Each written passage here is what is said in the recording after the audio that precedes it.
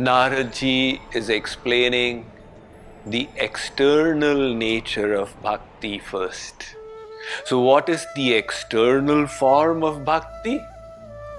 Extreme love for God.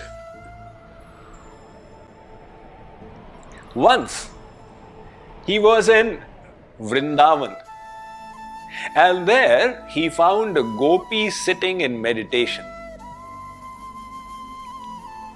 So Narad thought, what does the Gopi meditate upon? I've heard of Niranjan Gyan, I've also heard of Surandran Dhyan. But what is the Dhyan of the Gopi? So Narad sat down besides. After an hour, when the Gopi opened her eyes, Narad said, Devi ji, can you please satisfy my curiosity? What were you meditating upon? The Gopi said, Narad ji, forget it. No, please. No, forget it. Narad said, now I'm so curious. You're not telling me, my curiosity is increased further. You have to tell me. The Gopi said, I was trying to take my mind away from Shree Krishna. She's sitting and trying to yank her mind away from God. Narad said, what? Everybody tries to draw the mind away from the world and onto God. You're doing the reverse.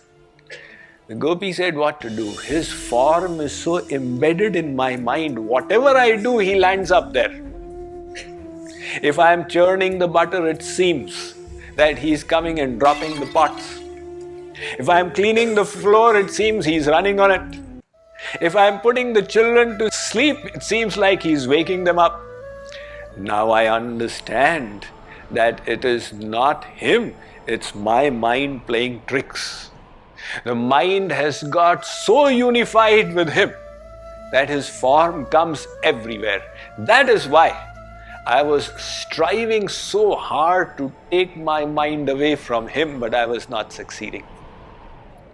The Narad was extremely impressed. He said, Pratyarhitya munikshanam vishayato yasmin manodhitsati balasau vishayeshu sajjati manah pratyaharanti tata.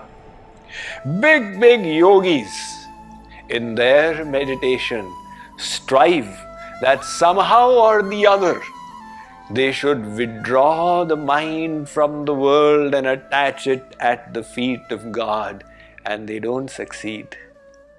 And look at this Gopi. She is trying the reverse sadhana and not succeeding. And Narad ji is saying, such immense love is bhakti. Other saints were asked, what is the nature of bhakti? Tulsidas was asked. So he said, Kamihi nari pyari jimi, Lobhi priya jimi dama, Timi raghunath nirantara, Priya lagahu mohiram. He says, like a greedy man loves wealth, he's always hankering for it. There is the story of one Seth ji. He had his shop, and the most blissful part of the day would be in the evening when he would count his notes. So after he would close the shop, he would sit and count. One day he was going on and counting. One was over, second, third time. His wife said that, come on, it's time for dinner. She invited him 3-4 times, he did not come. So finally she got so frustrated. She took the sweet dish, the kheer, 1 spoon and put it in his mouth, that this will wake him up. But his mind was elsewhere, and he thought that, oh, I have eaten the sweet, that means the meal is over. So he said, all right, now I need to wash my hands, my meal is over. The Tulsidas ji says, just like a greedy man yearns for wealth, and a young boy yearns for a young girl, there is the story that one woman, her beloved was coming from out of station. So this girl was going running to meet her beloved.